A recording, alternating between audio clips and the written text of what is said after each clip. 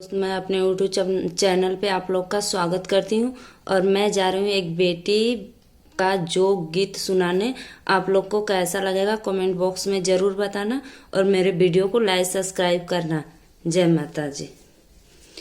ना जोगया नारस ना जोग बनारस ई जोगवा मोरे मम्मी जी के पास ई जोगवा मोरे मम्मी जी के पास ई जोगवा।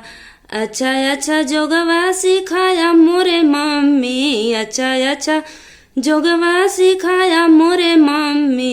ई दूल्हा गोड़ा दाबे हमार ई दूल्हा गोड़ा दाबे हमार ई दूल्हा।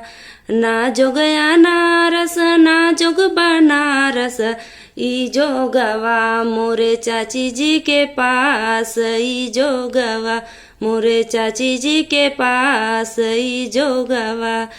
अच्छा अच्छा जोगवा सिखाया मोरे चाची, अच्छा अच्छा जोगवा सिखाया मोरे चाची।